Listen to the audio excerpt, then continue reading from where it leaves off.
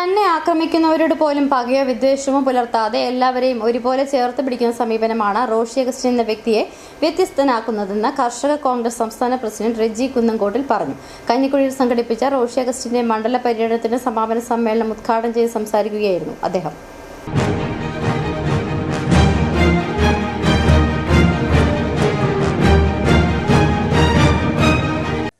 കാർഷിക മേഖലയായ കുട്ടപ്പൻ സിറ്റിയിൽ നിന്ന് ആരംഭിച്ച പര്യടനം കഞ്ഞിക്കുഴിയിൽ ആവേശകരമായ സമാപനത്തിലേക്കെത്തി. നൂറുകണക്കിന് ജനങ്ങളുടെ സ്വീകരണം ഏറ്റുവാങ്ങിയാണ് പര്യടനം സമാപിച്ചത്.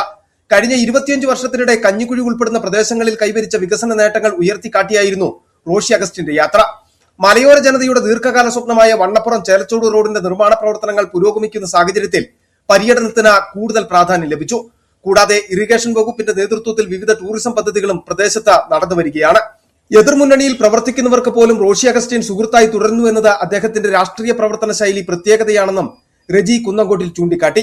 അഴിമതിയുടെ ഒരാരോപണവുമില്ലാത്ത വ്യക്തിത്വവും ഒരാളെ പോലും വാക്കുകൾ കൊണ്ട് വേദനിപ്പിക്കാത്ത സമീപനവും അദ്ദേഹത്തെ വേറിട്ട് നിർത്തുന്നുവെന്നും അദ്ദേഹം കൂട്ടിച്ചേർത്തു.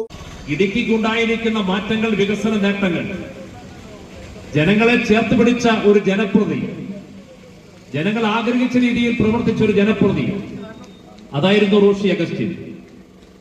എതിരാളികൾ അദ്ദേഹത്തെ പലപ്പോഴും അദ്ദേഹത്തിന്റെ പ്രവർത്തനത്തെ തടസ്സപ്പെടുത്താൻ ശ്രമിച്ചപ്പോഴും ആരോടും വിദ്വേഷവുമില്ല, പകയില്ല.